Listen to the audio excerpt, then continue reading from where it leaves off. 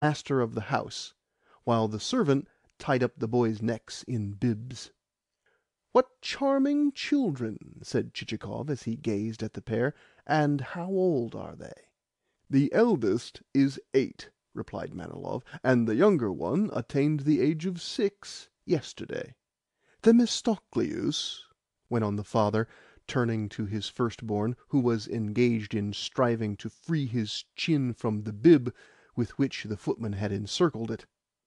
On hearing this distinctly Greek name, to which for some unknown reason Manilov always appended the termination eus, Chichikov raised his eyebrows a little, but hastened the next moment to restore his face to a more befitting expression. "Themistocleus," repeated the father, "tell me which is the finest city in France." Upon this the tutor concentrated his attention upon Themistocleus, and appeared to be trying hard to catch his eye. Only when Themistocleus had muttered "Paris" did the preceptor grow calmer and nod his head. "And which is the finest city in Russia?" continued Manilov. Again the tutor's attitude became wholly one of concentration. "St. Petersburg," replied Themistocleus. "And what other city?" "Moscow," responded the boy. "Clever little dear!" burst out Chichikov, turning with an air of surprise to the father.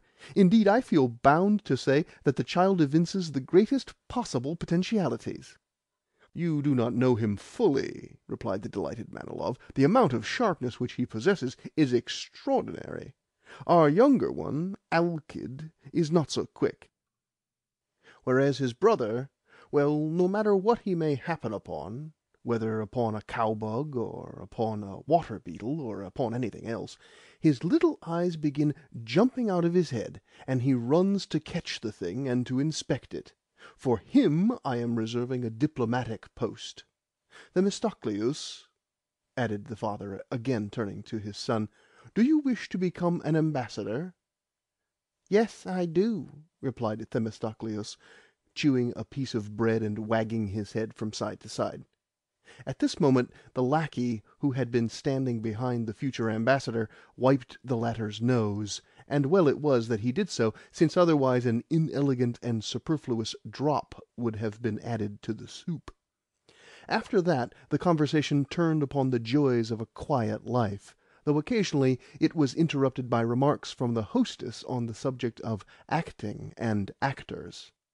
Meanwhile the tutor kept his eyes fixed upon the speakers' faces, and whenever he noticed that they were on the point of laughing, he at once opened his mouth and laughed with enthusiasm.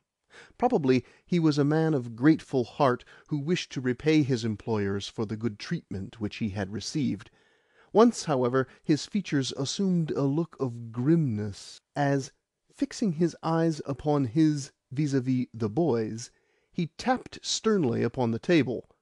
This happened at a juncture when Themistocleus had bitten Alkid on the ear, and the said Alkid, with frowning eyes and open mouth, was preparing himself to sob in piteous fashion, until, recognizing that for such a proceeding he might possibly be deprived of his plate, he hastened to restore his mouth to its original expression, and fell tearfully to gnawing a mutton bone, the grease from which had soon covered his cheeks.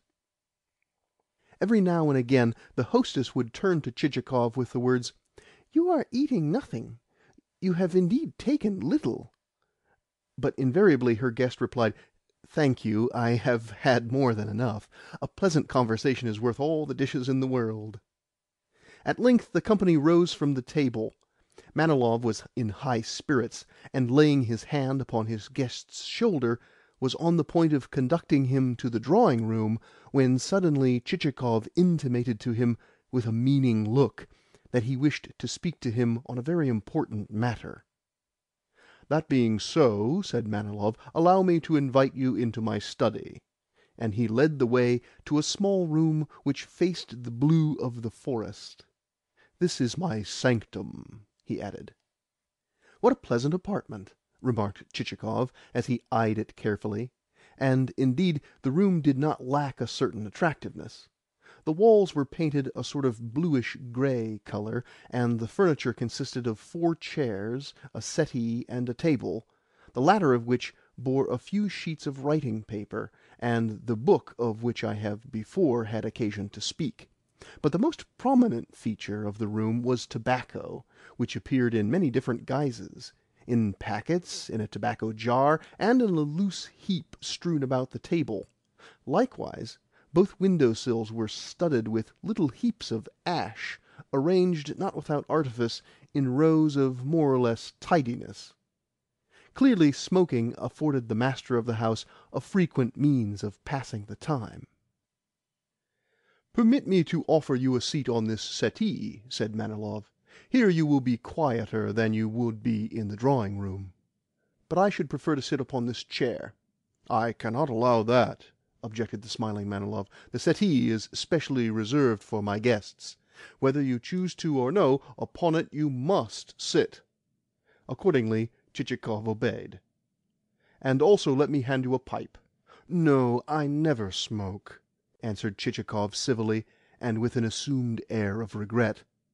"And why?" inquired Manilov, equally civilly, but with an air of regret that was wholly genuine. "Because I fear that I have never quite formed the habit, owing to my having heard that a pipe exercises a desiccating effect upon the system." "Then allow me to tell you that that is mere prejudice. Nay, I would even go so far as to say that to smoke a pipe is a healthier practice than to take snuff. Among its members our regiment numbered a lieutenant, a most excellent, well-educated fellow, who was simply incapable of removing his pipe from his mouth, whether at table or, pardon me, in other places. He is now 40, yet no man could enjoy better health than he has always done." Chichikov replied that such cases were common, since nature comprised many things which even the finest intellect could not compass. "But allow me to put to you a question," he went on in a tone in which there was a strange, or at all events rather a strange, note. For some unknown reason, also, he glanced over his shoulder. For some equally unknown reason, Manilov glanced over his. "How long is it," inquired the guest, "since you last rendered a census return?" "Oh, a long, long time. In fact, I cannot remember when it was." "And since then, have many of your serfs died?" "I do not know. To ascertain that, I should need to ask my bailiff. Footman, go and call the bailiff. I think he will be at home to-day." Before long the bailiff made his appearance. He was a man of under 40, clean-shaven, clad in a smock, and evidently used to a quiet life, seeing that his face was of that puffy fullness, and the skin encircling his slit-like eyes was of that sallow tint which shows that the owner of those features is well acquainted with a feather bed. In a trice it could be seen that he had played his part in life as all such bailiffs do, that, originally a young serf of elementary education, he had married some Agashka of a housekeeper or a mistress's favourite, and then himself become housekeeper and subsequently bailiff, after which he had proceeded according to the rules of his tribe, that is to say, he had consorted with and stood in with the more well-to-do serfs on the estate, and added the poorer ones to the list of forced payers of obrok, while himself leaving his bed at 9 o'clock in the morning, and, when the samovar had been brought, drinking his tea at leisure. "Look here, my good man," said Manilov. "How many of our serfs have died since the last census revision?" "How many of them have died? Why, a great many." The bailiff hiccuped, and slapped his mouth lightly after doing so. "Yes, I imagine that to be the case," corroborated Manilov. "In fact, a very great many serfs have died." He turned to Chichikov and repeated the words. "How many, for instance?" asked Chichikov. "Yes, how many?" re-echoed Manilov. "How many?" re-echoed the bailiff. Well, no one knows the exact number, for